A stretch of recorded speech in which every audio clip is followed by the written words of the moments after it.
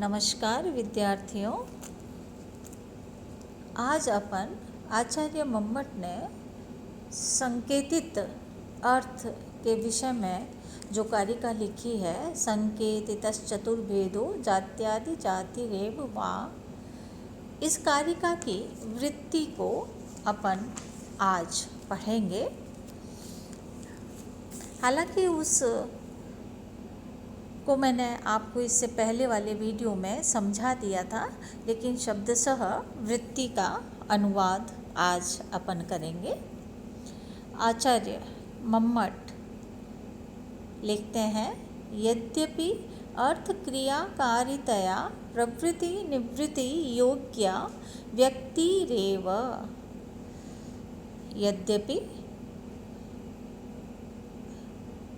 आनयन अपनयन आदि रूप अर्थ क्रियाकारितया अर्थ क्रिया का निर्वाहक होने से प्रवृत्ति निवृत्ति योग्या, प्रवृत्ति और निवृत्ति रूप व्यवहार के योग्य व्यक्ति ही होता है। इसलिए व्यवहार द्वारा होने वाला संकेत ग्रह उस व्यक्ति में ही होना चाहिए। तथापि फिर भी तथाप्यानन्त्यात् व्यभिचाराच्च तत्र संकेतः कर्तुं न युज्यते। तथापि फिर भी आनन्त्य व्यभिचारात् च, और व्यभिचार दोष आ जाने के कारण तत्र उस व्यक्ति में, वहाँ कहाँ उस व्यक्ति में संकेत ग्रह कर्तुं न युज्यते, मानना या करना उचित नहीं है। इसलिए गो शुक्लः चलो डित्थः इत्यादीनां विषय विभागो न प्राप्नोति इति। और इसलिए सफ़ेद रंग की शुक्लः सफ़ेद रंग की, चलह चलती हुई, डित्थः डित्थ नामक, गौ इत्यादि अर्थात गुणवाचक शुक्ल पद, क्रियावाचक चल पद, जातिवाचक गौपद तथा यदृक्षात्मक संज्ञा रूप डित्थ पद, इन सब पदों से केवल व्यक्ति की ही उपस्थिति होने पर ये चार प्रकार का विषय विभाग भी नहीं हो सकता। तत् उपाधावेव संकेतः, उपाधौ एव संकेतः, इसलिए हमें उस व्यक्ति की उपाधि, भूत, धर्म, जाति, गुण, क्रिया और यदृक्षा में ही संकेत का ग्रहण मानना चाहिए। इस वृत्ति में आचार्य मम्मट ये समझा रहे हैं कि अगर यद्यपि अर्थ क्रिया का निर्वाहक होने से प्रवृत्ति और निवृत्ति के योग्य व्यक्ति ही होता है, लेकिन व्यक्ति में संकेत ग्रह मानने से दो बातें होगी। सबसे पहले तो उसमें आनंत्य और व्यभिचार दोष आ जाएगा। दूसरा, अगर हम व्यक्ति में संकेत ग्रहण मानते हैं तो ये जो महाभाष्यकार ने चार प्रकार के शब्दों का विभाग किया है, वो विभाग भी हमको प्राप्त नहीं होगा। इसलिए हमें व्यक्ति में नहीं बल्कि व्यक्ति की उपाधिभूत जो जाति, गुण, क्रिया और यदृक्षा है, उसमें संकेत ग्रहण मानना चाहिए। आगे वृत्ति में आचार्य मम्मट लिख रहे हैं, उपाधिश्च द्विविधः, उपाधि दो प्रकार की होती है। वस्तुधर्मो वक्तृयदृक्षा सन्निवेशितश्च, पहली जो उपाधि है वो है वस्तु का धर्म, और दूसरा वक्ता के द्वारा यदृक्षा अपनी इच्छा से उस अर्थ में सन्निवेशित।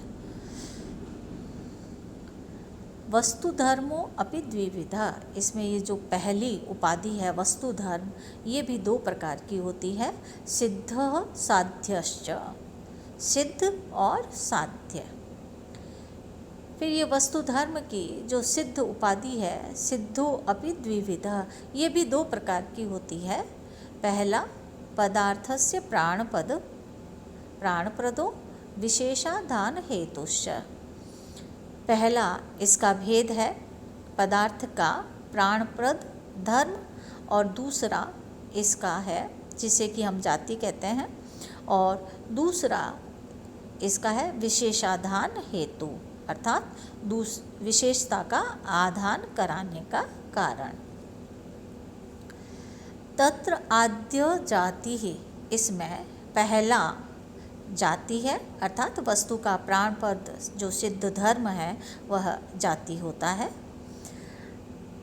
उक्तम ही वाक्यपदीय, जैसा कि भर्तृहरि ने अपने वाक्यपदीय नामक ग्रंथ में कहा है कि न ही गौ स्वरूपेण गौ नाप्य गौ, कि कोई भी गौ अपने स्वरूप से गौ होती है, न अगो होती है। गोत्वाभिसंबंधात तु गौ, तु किंतु गोत्व जाति से संबंध रखने के कारण वह गौ होती है।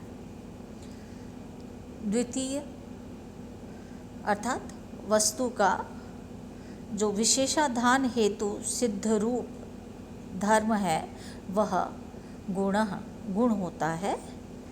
शुक्लादिना ही, क्योंकि शुक्ल आदि के कारण से लब्ध सत्ताकम, सत्ता प्राप्त वस्तुएं अपने सजातीय अन्य पदार्थों से विशेष भिन्नता को प्राप्त होता है। अर्थात गौ के साथ गुणवाचक शुक्ल विशेषण अन्य गायों की अपेक्षा उसकी विशेषता या भेद को सूचित करता है। साध्य पूर्वापरिभूतावयवः क्रियारूपः, ये पूर्वापरिभूत क्रियारूप है, अर्थात वस्तु धर्म दाल आदि के, ये साध्य रूप जो वस्तु धर्म है वह दाल आदि के पकाने में चूल्हा जलाकर उस पर बर्तन रखने से लेकर उसके उतारने तक की जो क्रियाएं हैं, व्यापार है, वह क्रिया कहलाता है। डित्थादि शब्दानाम आन्त्यबुद्धि निग्राह्यम संहृतक्रमं स्वरूपं वक्ता यदृक्षया डित्थादिष्व अर्थेषु उपादित्वेन सन्निविष्यत इति सोऽयं संज्ञारूपो यदृक्षात्मक इति। डित्थ आदि शब्दानां, शब्दों का अंत्य बुद्धि से निग्राह्य ग्रहित होने वाला, संहृत क्रम भेद से रहित, स्वरूपम वक्ता यदृक्षया क्रम भेद से रहित, ये वक्ता के द्वारा अपनी इच्छा से डित्थादिषु अर्थेषु, डित्थ इत्यादि अर्थों में उपाधित्वेन सन्निश्यते, ये यदृक्षा रूप उपाधि से सन्निविष्ट किया जाता है, अर्थात किसी पदार्थ या व्यक्ति विशेष का नाम रखने वाला व्यक्ति रूढ़ संज्ञा रूप शब्द का उस अर्थ के साथ संबंध स्थापित कर देता है कि व्यक्ति इस नाम से बोधित होगा। तो इस प्रकार सो अयम संज्ञा रूपो यदृक्षात्मक इति, इस प्रकार यह संज्ञा रूप यदृक्षात्मक शब्द होता है।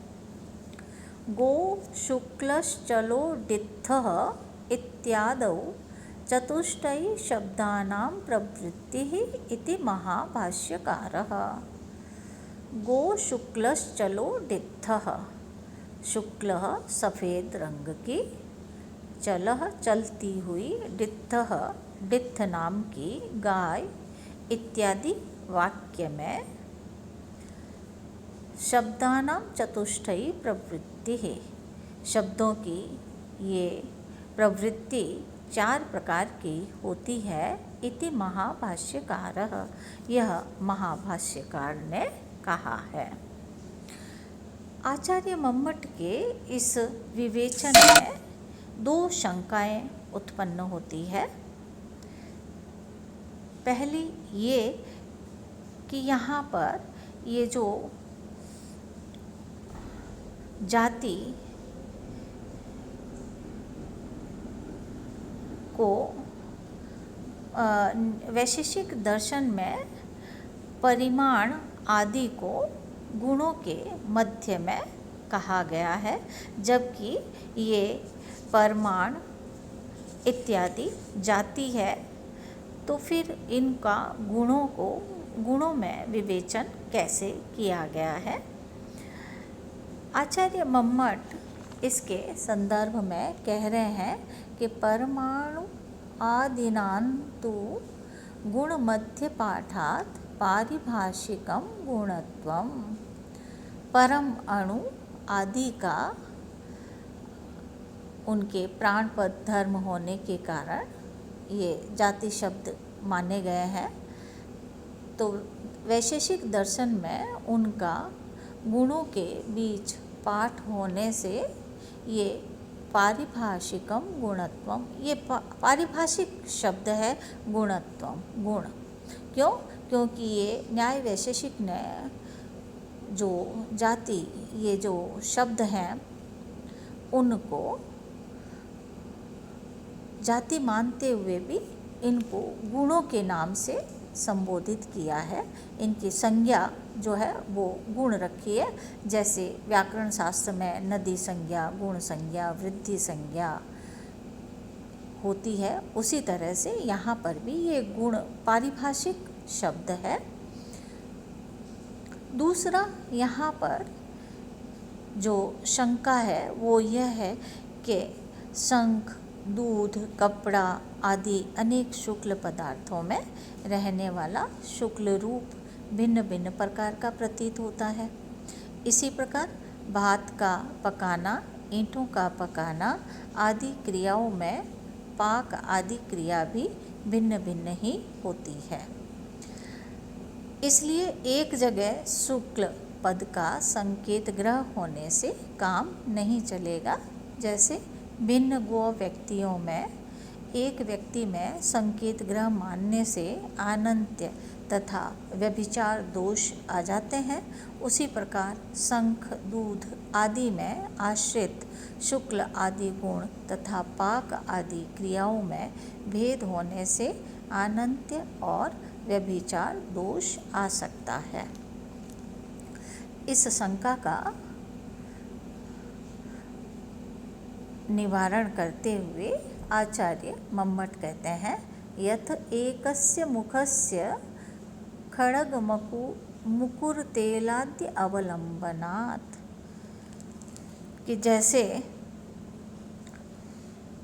यहाँ पर पहले अपन ऊपर की पंक्ति देखते हैं, गुण क्रिया यदृक्षाणां वस्तुतः एक रूपाणाम अपि आश्रयभेदात् भेद एव लक्ष्यते। ये कह रहे हैं कि यहाँ गुण, क्रिया और यदृक्षा के एक रूप होने पर भी, एक रूपाणाम अपि एक रूप होने पर भी आश्रय भेदात्, आश्रय के भेद से भेद एव लक्ष्यते, वो हमें भिन्न या अलग दिखाई देता है।